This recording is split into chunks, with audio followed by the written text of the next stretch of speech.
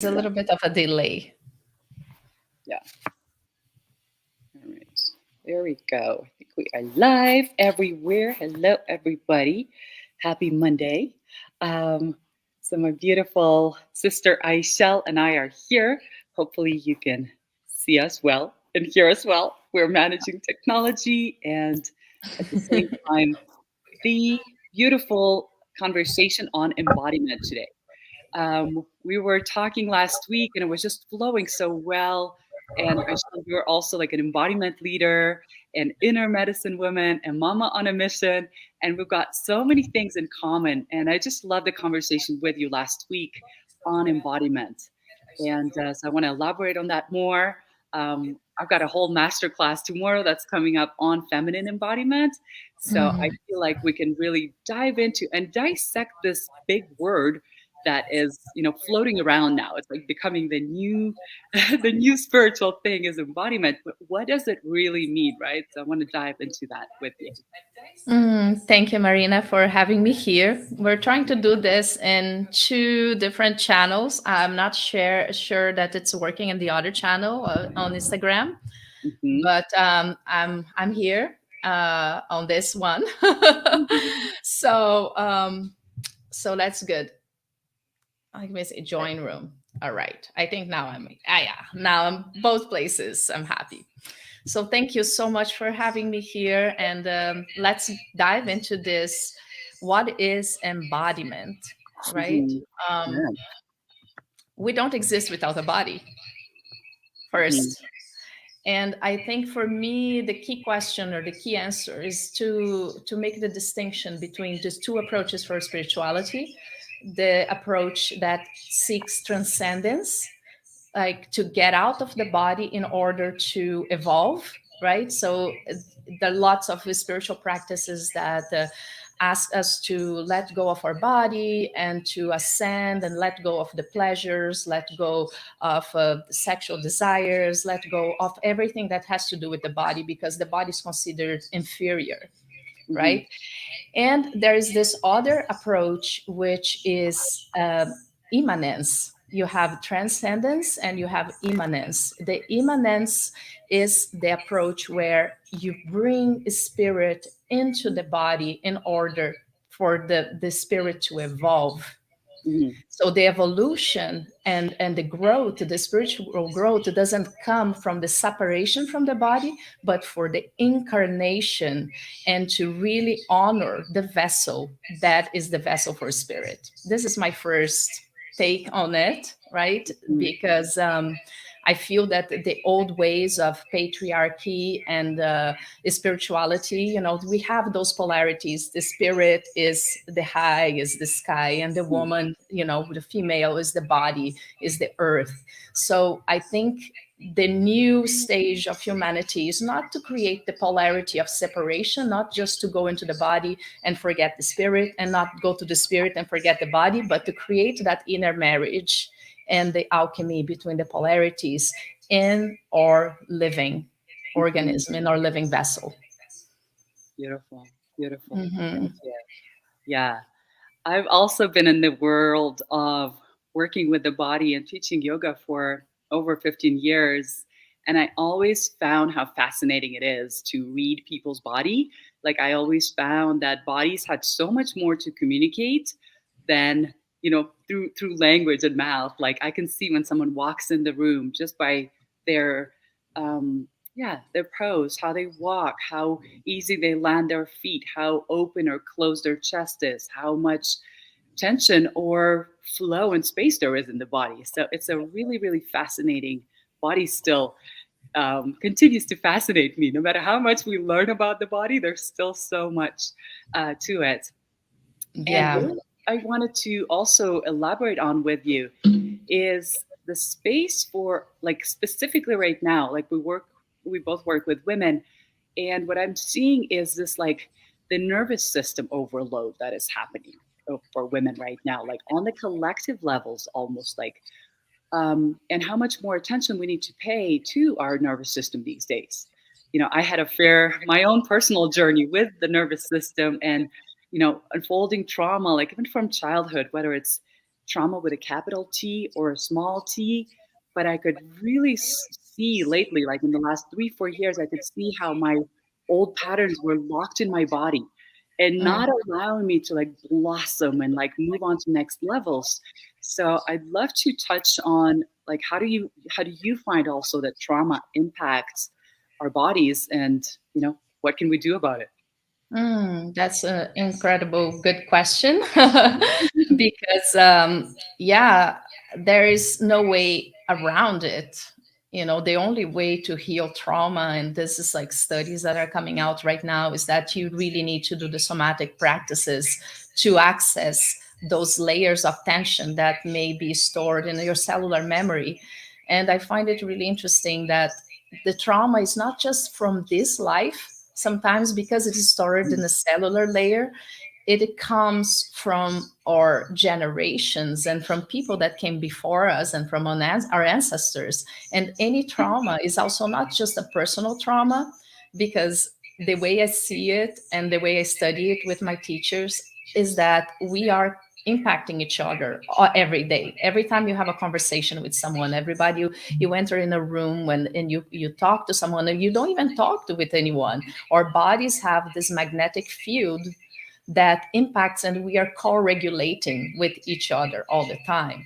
So Mhm, I feel that in order to really like feel that expansion and that creativity, the juices and the flow, we really need to go into movement and accessing those patterns that are pre-verbal and beyond words, right? And that's why any practice that brings you more into your bodies, might be to breath, to movement, to mindfulness, any practice that anchors you into that space that is your vessel and is your instrument, it is going to help you to heal and to bring out of the repetition of patterns that are harmful and that are hinder your creativity, expression, pleasure, and life and joy. yes, yes, yes, yes. Pleasure is such a huge piece, I find, for like female bodies especially. And I think it's because of so much history that's denied us from our pleasure, denied us, even like being fully in our bodies, showing, embodying these beautiful bodies of ours. So I think that's why there's so much embodiment work and pleasure, sensuality work that's coming up to the surface. That's it's uh it's amazing to see. And that's uh, yeah, I'm juiced up to speak into that a little more as well. Yeah. Mhm, So I liked that idea or the topic of the pleasure, because oftentimes I feel that pleasure is associated only with sexual pleasure. But mhm, we can take pleasure not only in our genitals, but in all of our bodies. And there is this beautiful thing that I learned with one of my teachers in meditation, is that it's all about bioelectrical impulses and mhm, blood flow. Even when you're seeing something, what is happening is that the light is coming and touching your retina, and that light is translated in biochemical signals that is going to activate the blood flow into your eyes and into your brain, and is going to translate that into, oh, I'm seeing something beautiful. and mhm, and then and then that pleasure that's activated in the recognition of something that touches you, because pleasure for me is really about allowing and receiving. mhm, And because we've been in a world that's so much focused on doing and achieving, that's a very outward masculine. Not to say that's a man, or we all know that masculine and feminine, we have those polarities, but the feminine is that letting the world do its magic on you. So how you open your eyes and how you open your pores of your skin to receive the touch, to receive the subtleties of touch, the wind, to receive a blade of grass when you're laying on the floor, or to receive the aroma of the food that you're eating, that before you even put the food in your mouth, you're already digesting it, because your body is opening to receive those particles and to integrate it in yourself. So for me, pleasure goes much beyond just of course the pleasure, and then we can go into that part of like, how do you receive the touch into your most innervated part of the body, which, you know, your clitoris has 8,000 nerves. You know, there's nothing that has more nerves than that. And you really open that part of your body to receive subtle sensations and strong sensations. But it's really all about opening, and pleasure is about opening, and healing is about opening. Absolutely, absolutely. There's so much to you that you said here, and also like I'm noticing that we all want to feel more pleasure. Okay, let's just agree that everybody wants more pleasure. Everybody wants to, receive and be. And I find it all like a prerequisite for it. That's what I've been finding. With work with tantra and pleasure is almost like the prerequisite for it is safety. If my Mm, body is not feeling safe to open up and receive or to voice what are my needs or desires, if I don't feel safe in being seen and received, even in my language, mm, the mm, body just blocks, right? Like it won't. It's almost like that nervous system has a cap on it, and it would not allow more pleasure in. So I've been really tracking those two things of how safe do I feel is proportional to how much pleasure that I can receive and feel in my body. So there's a mm, really intricate, beautiful thing there. And that's where the nervous system comes in. And I think it's our job as women to do that for ourselves first, to hold those spaces for, other sisters, remind each other of that. mhm, But to me, it's like, yeah, creating safety number one first in my language, around me, in my environments, and then in my body, regulating the mm. nervous system, creating space, and then just tracking that pleasure. And then that intersect of like, where would pleasure lead me has been like such an amazing inquiry for the last about 4 months now. It led me to incredible places, like with workshops and conversations and business wise, like ideas too. It's almost like it gives us that passion, that fire, that motivation. For that's how I see it. It just lights things up. Like if I feel safe and I feel open in my body, like what else is possible? It's almost like, sometimes we have the saying, mind over body, right? But it's like, Yeah. oh no, it's first body first, and mind will follow. Um, so it's really creating those places of safety and passion and receptivity and openness for ourselves in our physical bodies.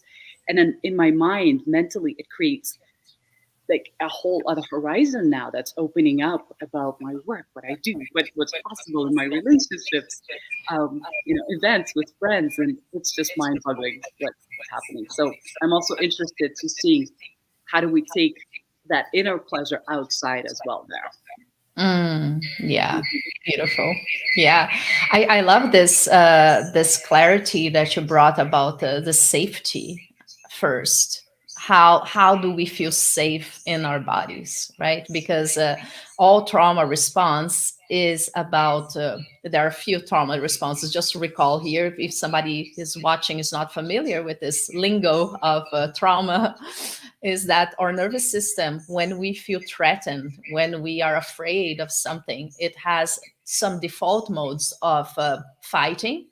So the fight, what the fight does, the fight contracts the body, and it contracts especially your psoas muscle, which is a deep muscle that connects your lower back to your legs.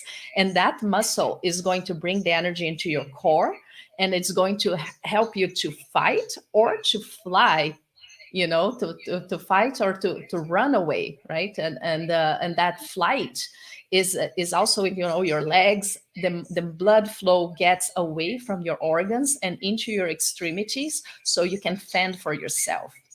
Mm-hmm. And this is one default mode, that is fight flight. And then we have also the freeze, which is if you don't have the opportunity to fight, or you don't have the opportunity to run away from a situation, you're going to freeze, and that freeze creates numbness. and then you disconnect from that possibility of pleasure. And Mhm. then, and then the fawn, which is another, mechanism, is like you are like dead. It's like really like numbed out. So I feel that find that safety is really about learning how to deeply relax and slow down and connect with the earth. Yeah. Because if you feel that the ground under you is safe to stand, is safe to stay in that place, and you can relax and retrain your nervous system to feel present, it's where you're going to start opening up and undoing those patterns of fight and flight. And then the fawn and then the freeze, is that the numbness is also about creating a cocoon, a place where you're held, and then you can start to become sensitized again, Mhm. Yeah. right? Yeah. What do you find more effective, most effective to create safety, Marina, in your practice?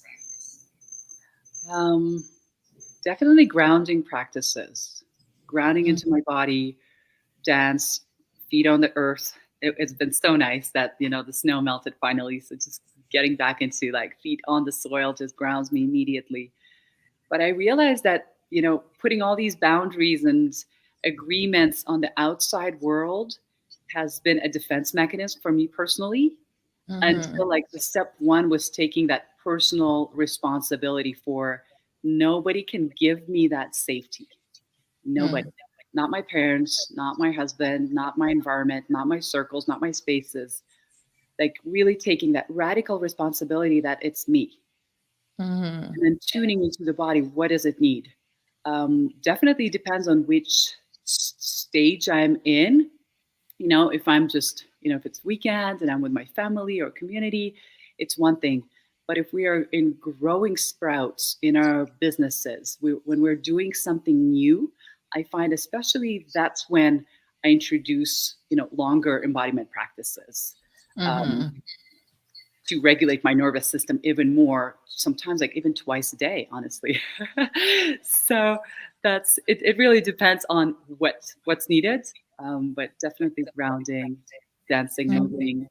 moving, Yeah, and a lot of yeah, breath work as well. yeah, breath, for sure. Yeah, it makes me think, another aspect of the trauma therapies and the trauma informed work that we do, that Hmm. we co-regulate. The co-regulation for me, I think it's key as well, Hmm. to find people who are regulated in their systems, because when I started on my path many years ago, and when I was a teenager and I was a dancer, and I would hurt my body, and I would go get sessions to heal my, like a sprained ankle or a frozen shoulder, and then I would get into a therapist, it would be like puncture, massage, and I would feel that just their hands on my body would calm me down, and then there were layers of stored pain that would just be able to surface. So that's one of the reasons that brought me into the healing path, and I became a body worker in my early 20s, and continue on that path, and I'm still on that path today, with the different somatic practices and craniosacral and belly like massage and all that. Because when you have somebody who is a trained therapist or a healer or somebody that you trust, can be your grandmother, right? That you feel safe in their presence, and they can hold that space for you. They can touch you in a way that you're safe. When you're a baby and you're in your mother's arms, that's the place where most people feel safe, except in abusive relationships. But it's to find that other nervous system who is grounded and who is feeling well, and that is going to transfer to your nervous system, because it's like really like the mirror neurons. We're like sponges.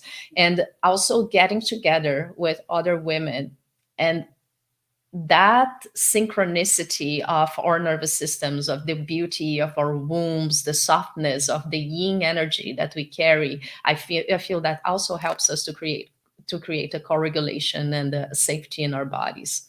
Mhm, mhm. Yeah, it makes me think of babies, right? Newborns. That's Mhm. like beyond language, beyond anything. They need that skin to skin feeling of safety that regulates everything, their digestive system, their growth, everything. So Heart rate, breath depth, and all that for sure.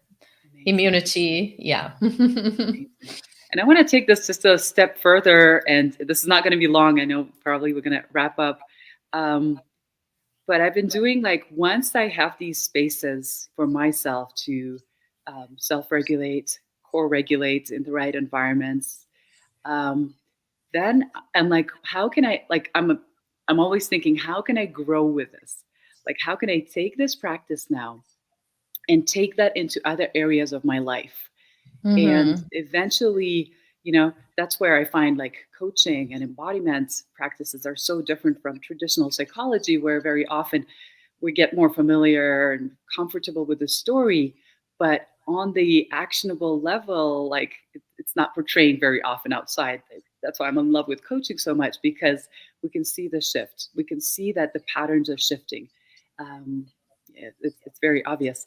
So I'm also like really interested in seeing how, when I'm co-regulating and self-regulating and I'm creating more safety, then how can I create these like micro containers of safety in other areas of my life? you Mm. know, Whether it's doing something out of my comfort zone Hmm. and bringing that little capsule of safety with me, like taking a few breaths before, going on a video, or doing something that, is sort of new, like pushing that, you know, comfort zone just a little bit, but always bringing that safety in there of like, whether it's a new conversation or a new experience, like how can I remember that piece and then bring that with me like a micro little capsule? And I find that it's moving and it's shifting and transforming my life that I see, and like, sisters around me as well, that it's Hmm. working. It's working. It's like baby steps where I could have overreacted, ran away, back in my shell with, other things in my life. It could be numbers, it could be doing events, the things that are a little out of my comfort zone, but I'm finding that it creates a lot of changes in that tangible way. Hmm. Mhm. Yeah. Yeah, it makes me just think that really the only place where we can be safe is now, is the present moment. Because I think cultivating presence is the key for that, for those micro management of movements of how am I showing up into the world, right? So the more you cultivate that presence, you're really here and you're listening. And this is that space where you're going to be able to connect with the person that you're interacting with or the activity that you're doing, so you don't have to do it again, right? Mhm, mhm, And mhm, yeah, I find that those practices of presence, mindfulness, and safety, they go all together. mm. Mm. Wow, what a beautiful reminder. Beautiful. Presence is here, like safety is here in the now. Yes. Thank Yes. you, Aishel, so much. Yeah, thank you so much. Um, I want to also, yeah, wrap it up and talk about, I'm hosting a master class tomorrow on feminine and masculine polarities, and where pleasure meets power. So actually how to create, and open up like pleasure in our bodies, safety, as well as like our wild creative genius as, women, and then bring that with power, with clarity into the world. So if anybody's interested, it's in my bio. The link is in the bio. And yeah, I'm so excited to take this conversation further, and really excited what is emerging from this conversations in the world as well, with, more leaders who are embodied and in their hearts. And I'm really excited to be here with you. Tell us a Yeah. little bit about you, love. Yes, thank you. I'm just realizing that maybe I can do this so I can look frontally to both things. That sounds good. Sounds better. Thank you. I feel like so blessed also to be doing this work with you. I know you for almost 10 years now. We met in Montreal and we both went our different ways and going part ways and coming back, and we're living relatively close now in the West Coast in the US. And I feel that what you're saying, that more and more leaders are stepping into that powerful embodiment, and that's the only way that we're going to really heal as a collective, because I can find that for myself. But if the world and other women and men out there are dysregulated and acting out of their trauma patterns, I'm going to be affected by it at some point, at in some level. So I cannot be fully healed and complete and expressed while there's people who are still looking for it, and then they're still suffering so much. So I appreciate you and I honor you and your work that you do. And I am excited also to possibly to have you here in the retreat that I am hosting at the end of May, from May 27th to 29th in Palm Springs at in my healing sanctuary, Casa Sagrada. It's going to be 3 days, 2 nights of women's gatherings with sweat lodges, different embodiment practices. I have a lifetime experience in dance and creative expression with movement and different healing modalities, from massage to plant medicines and shamanic journeys. So the creativity also of making art, making videos and poetry, and everything is going to be present in this retreat. And I'm so excited to share that with my sisters, and to create that safety container for expression and for love, for healing, for laughter, for joy, pleasure. And yeah, also I don't have a link on my bio yet, but you can contact me, send me a DM. I'm going to be putting more information this week. So yes, thank you. Thank you, Aishel, for this juicy, juicy conversation. I hope we can have more of these, and truly trust and hope that the conversation reaches, whoever it needs to reach, and that we're all reminding each other of, that the embodiment, the importance of embodiment. I find that's what does it for me. Once somebody's in my life also is like, in their full embodiment and respecting their flows and Hmm. paying attention to it more, it reminds me like, yes, yes, we have the right to do that, and Yeah. keep on doing that. Oh, Thank there's you. so much that I want to share still, but I feel that this is the first of a many a series of conversations, and we're gonna keep exploring. And yeah, I'm really, really excited by what is coming, and I'm looking forward to your masterclass tomorrow. I'll Mhm. try to join live, but I'm sure you're also gonna have a recording. It's always good to know that we were just talking before we started this, how technology is, has some bad aspects but some very good aspects that is allowing us to receive and to connect in so many powerful ways. So thank you for doing this. Mhm. Thank you.